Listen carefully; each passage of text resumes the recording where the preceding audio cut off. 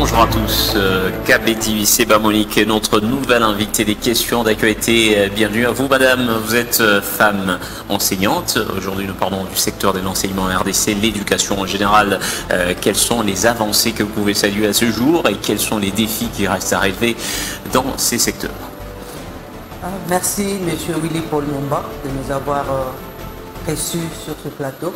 Comme vous venez de le dire, je suis enseignante et actuellement enseignante debout, c'est-à-dire une directrice d'une école, près de 15 ans, mais qui ne sont pas continues. Et par rapport à votre expérience des plusieurs années, d'une quinzaine d'années, quelles sont les avancées à ce jour depuis l'indépendance et quels sont les défis à relever dans ces secteurs? Merci beaucoup, monsieur Willy. Qu'est-ce que vous saluez dans ces secteurs et qu'est-ce qui reste à améliorer? Je salue d'abord l'initiative du chef de l'État pour la gratuité de l'enseignement. Pourquoi je salue cette initiative? Parce que d'abord, c'est dans notre Constitution. Oui. Notre Constitution. L'article 43 de la Constitution. 43 qui évoque la gratuité de l'enseignement. Oui, l'enseignement de base. Par manque de cette gratuité, il y a eu beaucoup d'enfants de 0 à 17 ans qui n'ont pas pu fréquenter l'école. Pourquoi? Vu les difficultés financières qu'avaient les parents. Là, c'est un point. Mais si nous sommes sur ce plateau, oui, nous voulons vraiment évoquer le niveau de la formation. Le niveau de la formation, comment vous l'appréciez? Il y a, en tout cas, les avis sont partagés sur les niveaux de la formation. Il y a ceux qui saluent et d'autres qui disent il reste encore à améliorer. Vous vous situez de quel côté? Moi, je me situe du côté qu'il faut améliorer. Il faut améliorer. Oui. Mais aujourd'hui, il y a la technologie, nouvelle technologie, l'information et la communication. Ça n'a pas perfectionné, révolutionné le secteur de l'enseignement, de l'éducation en RDC, en Afrique en général. Vous savez, moi j'évolue plus à l'école primaire. Oui. Et laissez-moi vous dire que nous sommes en train de voir que le niveau de nos enfants, en général, est en train de baisser. Alors, qu'est-ce qui serait à la base de cette baisse du niveau? Vous retrouvez aujourd'hui un enfant qui est au degré terminal, mais qui manifeste des difficultés énormes en lecture, en écriture, en mathématiques. Si je rentre, comme tu l'as dit, qu'il fallait qu'on rentre un peu dans l'époque coloniale, là c'est un peu l'époque coloniale, je dirais, moi je n'étais pas là. Mais quand nous avons étudié la lecture, l'écriture, les mathématiques, ça passait facilement. Alors qu'est-ce qui est à la base de cette baisse du niveau? Est-ce les nouvelles technologies qui influencent sur les quotidiens des enfants et qui les déconcentreraient selon une certaine opinion? D'une part, il y a ça. Les téléviseurs. Oui, d'une part, il y a ça. Les enfants sont plus concentrés à leur télévision, à leur téléphone et aussi les suivis des parents. Il n'y a pas. Et aussi, la grande part, le suivi dans plusieurs écoles. Mais aujourd'hui, il y a l'enseignement même à la télévision, à travers le téléphone, Internet, ainsi de suite. Cela est capitalisé par les parents ou les enseignants. Est-ce qu'ils utilisent ces nouvelles technologies, l'information et la communication pour l'enseignement et l'éducation? Monsieur Willy, avoir l'enseignement sur téléphone, à la télévision, est-ce que les parents suivent ça? Pour voir que vraiment mon enfant est en train de suivre un enseignement à la télé ou sur son téléphone. Ça s'est pratiqué au niveau, lorsqu'il y avait la Covid-19, l'enseignement à distance, à travers la radio, la télévision. C'est pas toutes les écoles qui ont suivi ça. C'est pas toutes les écoles. Et si vous évoquez ces cas, c'est un peu, je dirais, c'est un peu compliqué parce que d'abord, avec la situation de notre pays, on a un problème d'énergie. Il y avait des quartiers où il n'y avait même pas d'énergie. Et comment les enfants pouvaient suivre cet enseignement à distance. Et là, c'est parmi les défis à relever dans ces secteurs pour capitaliser et utiliser les nouvelles technologies de l'information et de la communication au service de l'enseignement. Alors, vous avez parlé des failles au niveau du niveau d'études, au niveau de l'éducation, l'enseignement, l'adaptation des enfants à cet enseignement. Et c'est la faute à ces enfants ou c'est la faute aux enseignants ou même aux parents? La faute est le responsable de cette baisse, c'est qui? La responsabilité est partagée. Partagée? Oui. D'une part, il y a des écoles qui n'arrivent pas à donner la formation qu'il faut. Parce que nous recevons les enfants à l'école, qui viennent des écoles X, des écoles Y, mais oui, quand vous voyez leur niveau, vous vous dites, est-ce que cet enfant, l'année scolaire passée, a-t-il été à l'école? Et puis il vous brandit un bulletin avec beaucoup de pourcentage, mais quand vous voyez les bagages intellectuels qu'il a, excusez-moi de le dire que c'est nul. Ça ne mérite pas. Et ça nous écœure, nous, en tant que médecin pédagogue, si je peux me le permettre. Médecin pédagogue, un métier noble d'enseignement, des formations de toute une société. Alors aujourd'hui, quel regard vous portez sur ces professionnels de la CRE? Toujours fier d'être enseignante. Toujours fier d'être enseignant, mais nous demandons à notre gouvernement de pouvoir relever le grand défi des enseignants. Des enseignants. Vous savez, ils ont des défis aussi. Oui, oui. Au niveau de quoi? Des ouvrages. Il y a matériel didactique et autres. Tout ça.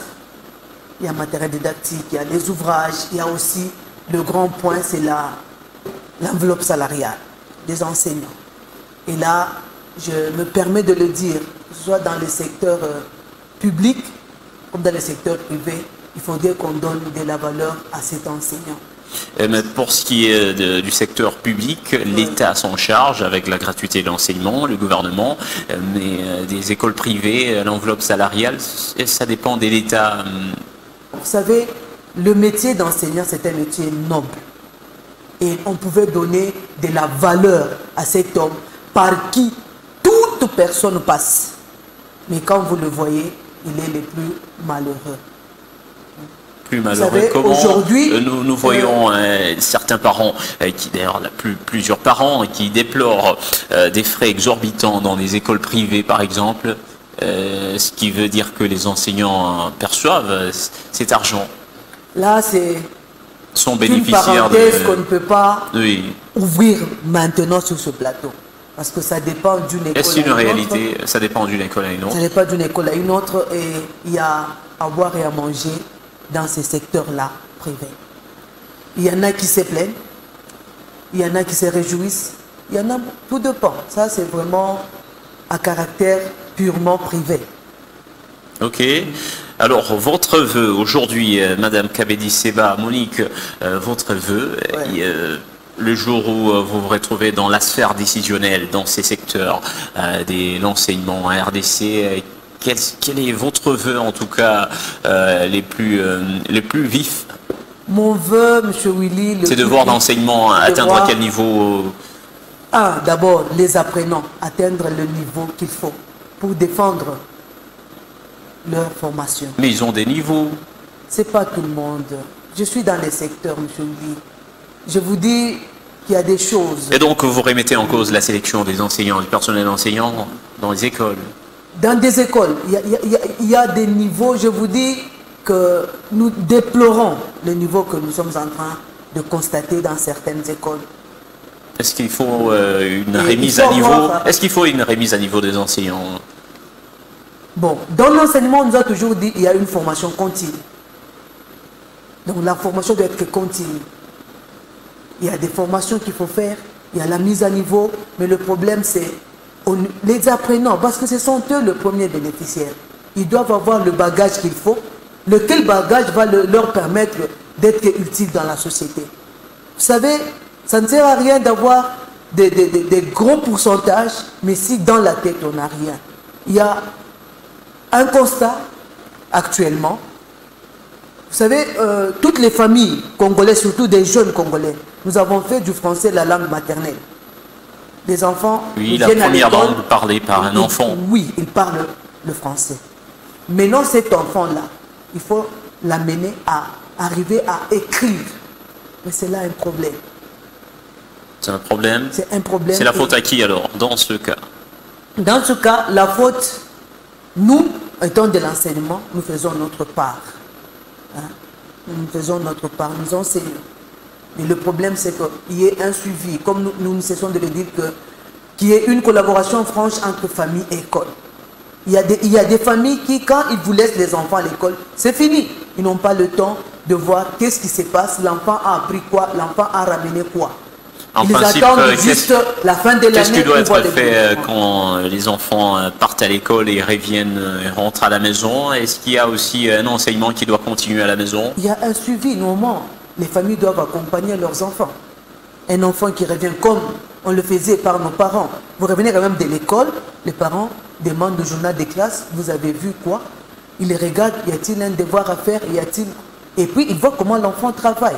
Et si l'enfant... Ça ne donne pas beaucoup d'heures d'enseignement pour les enfants qui sont tout le temps exposés à l'enseignement. Est-ce que les enfants jouissent aussi du temps des repos? Parce que le repos, selon les psychologues, ça contribue aussi... Le repos est d'abord nécessaire. L'enfant doit jouir du repos. Est-ce qu'à ce jour, dans les écoles privées ou de l'État, les élèves jouissent du temps des repos, des détentes, des vacances? Est-ce respecté? Non, les détentes, toutes les périodes de vacances sont respectées.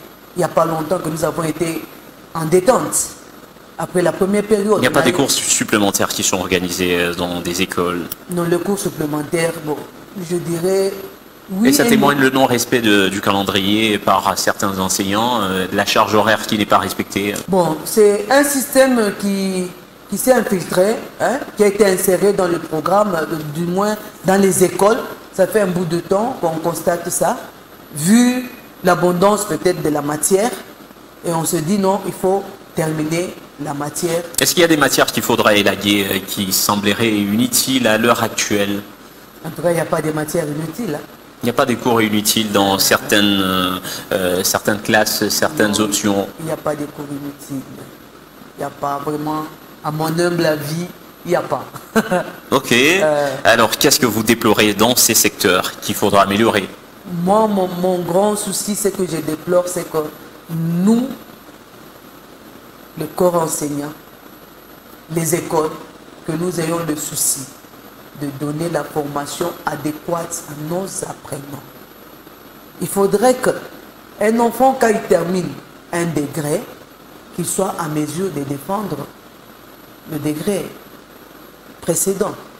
Souvent, ils ont des épreuves certificatives et d'autres épreuves c'est une occasion pour tester ses connaissances. Et les élèves disent qu'ils se défendent bien. Vous, comment vous trouvez ces évaluations? Ils se défendent mieux, on voit les résultats. Moi, mon problème, ce n'est pas d'abord les résultats. Le bagage, je reviens sur ça. Le bagage intellectuel qu'a cet enfant. C'est vrai, on voit les 100% partout. C'est bien. Maintenant, reprenez cet enfant. Comment vous trouvez ceux qui disent que les bagages intellectuels, ça ne viendra que de l'enseignant? Oui, ça vient de l'enseignant. C'est l'enseignant qui transmet ça aux enfants. Et donc, si les enfants, aujourd'hui, vous constatez, ils n'ont pas des bagages intellectuels, et c'est la faute à l'enseignant qui n'est pas outillé, peut-être? L'enseignant est outillé. Peut-être c'est la transmission, ou soit la motivation. La motivation? Oui. Vous savez, je peux prendre le cas... Mais les enseignants sont déjà bien payés? Oh, tu en as la preuve. Estime une certaine opinion. Quelle opinion? Les promoteurs, par exemple, estiment que les enseignants sont bien payés. Bon, ça, c'est l'État. Les promoteurs. Je ne suis pas ici pour le promoteur. Et même l'État congolais. L'État congolais, il a encore beaucoup à faire pour les enseignants. Il a vraiment beaucoup à faire pour les enseignants. Pourquoi? Parce que les enseignants, là, comme je le dis, je l'ai signalé, je l'ai souligné, que c'est vraiment des personnes à prendre avec beaucoup, beaucoup de valeur. Pourquoi? Toute personne a besoin d'être éduquée. Éduquée, donc vous réclamez l'amélioration des conditions de vie des enseignants et aussi l'amélioration du niveau d'études des apprenants. C'était là votre vœu exprimé, Kabedi Seba Monique. Je rappelle, vous êtes femme enseignante. C'était un honneur de vous avoir sur ce plateau des questions d'actualité pour parler de l'éducation en République démocratique du Congo. Merci à vous. Merci. Madame, Messieurs, merci d'avoir été les nôtres. Par ici s'achève la question d'actualité d'aujourd'hui. Retrouvez le prochain rendez-vous demain. Au revoir.